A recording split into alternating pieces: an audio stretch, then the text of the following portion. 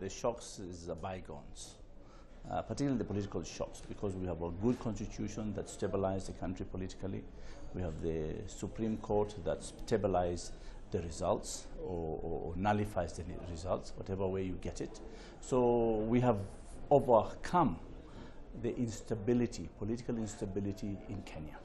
So we will have elections in year, in out, without a worry, because we have gone through all the rituals of the instability angle. But still, we have one country, we have a stable country, and we have a good country. Despite all the double elections last year, we grew by 9.8% to almost 1.5 million arrivals, and a record year on receipts of $1.2 billion. So for us, we have done relatively well. But again, the potential is huge. I see the global travelers in the world are 1.3 billion people traveling. Africa gets only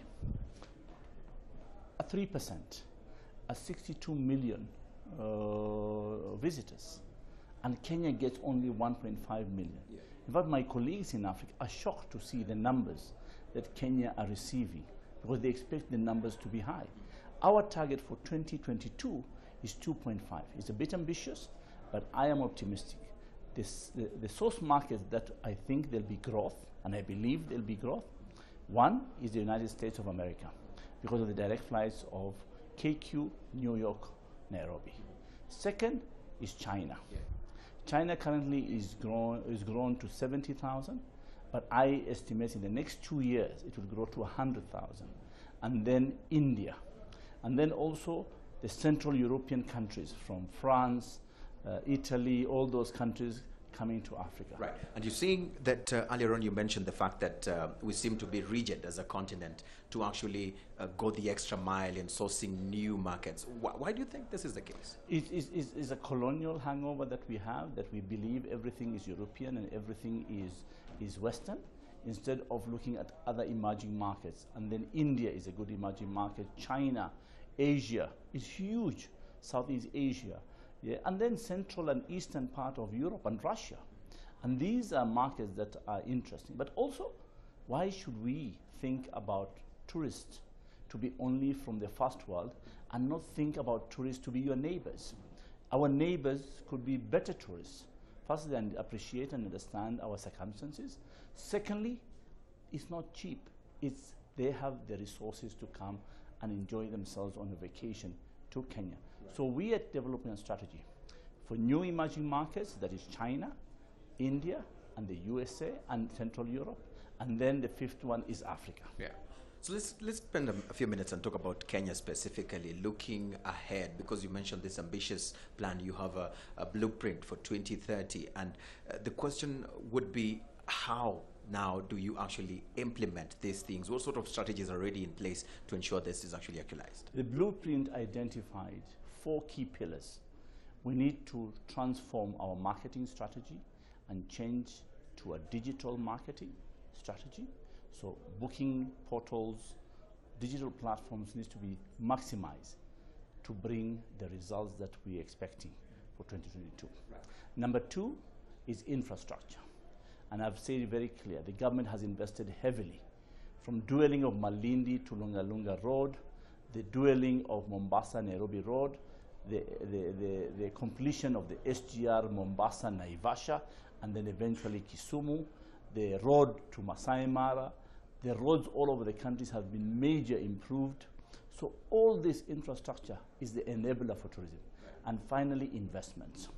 And investments is about the hotels, the new products, investment of opportunities available in the country.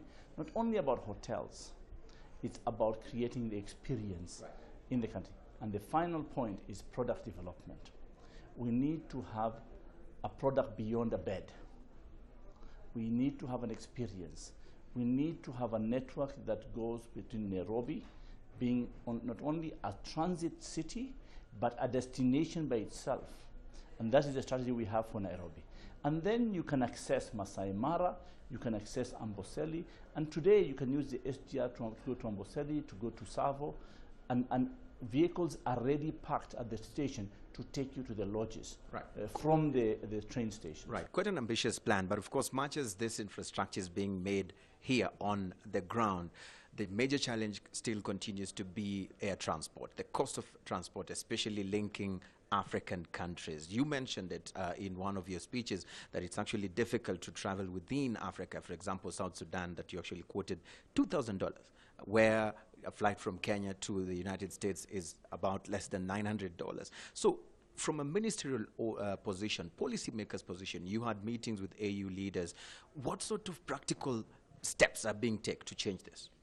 I chair the Council of Ministers of United Nations World Tourism Organization. I also facilitated the meeting of yesterday under the Council of Ministers under the African Union, and our key resolution was connectivity in Africa. And not only connectivity, affordable connectivity.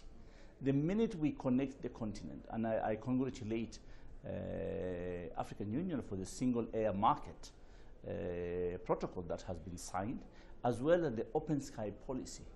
We need to look beyond our scheduled airlines. We need to introduce low-cost airlines into the region. That's why I'm very soon going to try to see engaging with Ryanair and EasyJet. Probably they might not be the best, or they are the best, but we want to engage and appreciate how they operate in Europe and how do we encourage people to operate in Africa.